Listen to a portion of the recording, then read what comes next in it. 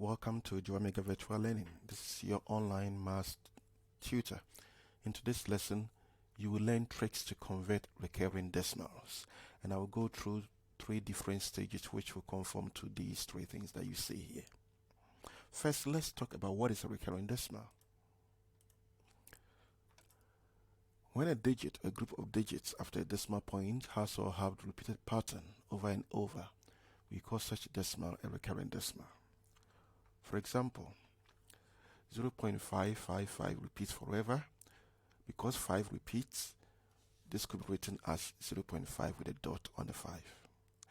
It could also be a group of numbers that keep repeating. For example, 0.425425 forever. Because 425 repeats, it could also be written as 0.425 with dot on the 4 and the 5. You don't need to put dot on the numbers in between when everything is repeated. Then 0.33737, because 37 repeats forever, we put dot on 37 and becomes 0.337. So these are recurring decimals. So now let's look at the first section. This is the general pattern that most people really are familiar with, and they're able to spot the pattern. When every number that you see the repeat could be one number repeated forever, 2 numbers, and so on. The pattern is that use all the numbers that you see as your numerator and use 9 as a denominator depending upon the number of decimal places.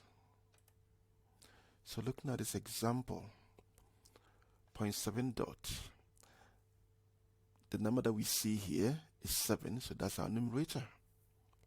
And there's only one decimal place, and every decimal place will have a 9. So one decimal place means just 1 9. The number that we see here is 31. For the denominator, there are 2 digits, so you're going to have 2 9s. 3 digit, but it's 153 as a number, so that's our numerator. And with a 3 digit, you're going to have 999 because there are 3 decimal places.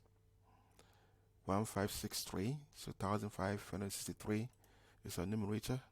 Before you do that, make sure that every question that you do, you always have to simplify. This is the original answer, but make sure you always simplify your answer. So here, 1563 is our numerator. 4 digits, so 4 9s. And as usual, you simplify. So this is the obvious one most people get to spot the pattern really quickly. But what happens when we have parts of the numbers repeated and others do not? Now the rule for such pattern is this. Subtract the non-repeated digit value from the original number to get your numerator.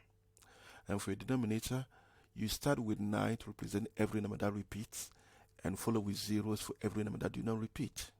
Let's look at an example to explain these rules. Only 7 repeats. So the rule says we're going to take away the value of the number, which is 2, which does not repeat, from the whole value of 27 to get our numerator. So our numerator is now 25. For the denominator, start with the repeated number. 7 repeat. It's only one number that is repeated, so we need only 1 9. 2 does not repeat. It's only one number that does not repeat, so we need just 1 0. That's what it means by the rules that I've written here. Then as usual, you simplify. So that's the answer. Next example, 21 as a value does not repeat. So we're going to take 21 from 214 to get our numerator. Now for the denominator, 4 repeats, so 1 digit, 9. 2 digits do not repeat, so we need 2 zeros. So that's what these rules mean. Here, 1 as a value does not repeat, so 1 from 16, that gives us 15 as a numerator. 6 repeats, the 9. 0 and 1 do not repeat, so they go with zeros, 2 zeros. Then you simplify. Last one. 1 as a value does not repeat, so 1 from 134. This is our numerator, 133. 2 digits repeats, so 99 for the 2 digits. 1 digit does not repeat, 10. So that's it. So just learn the rules and you'll be okay with that. Now pause the video and try and see if you can get these fractions done quickly. When you are ready, click play. Okay, so these are the answers. The first part is easy. You just use whatever you see as numerator and 9 for each number of decimal places. So that one is easy. Here you must first understand what this means by rewriting it in the best format like this. Then you go through the rules. 1 from 112. Then you get your answer, 111 as the numerator. 2 digits repeat, 99. 1 digit does not repeat, 0. Then you convert. The same for the rest of them. Here, we're writing the best format. Go through the rules. You get this answer. Okay. The last part is where we have whole numbers with it. So the same way. So there are 2 ways you can do it. You can still follow the same principle of subtracting what is not repeated from the original number. It will still work out. So here, the whole number here as 127. You just ignore the decimal point. 127. So 12 does not repeat. So 127 minus 12.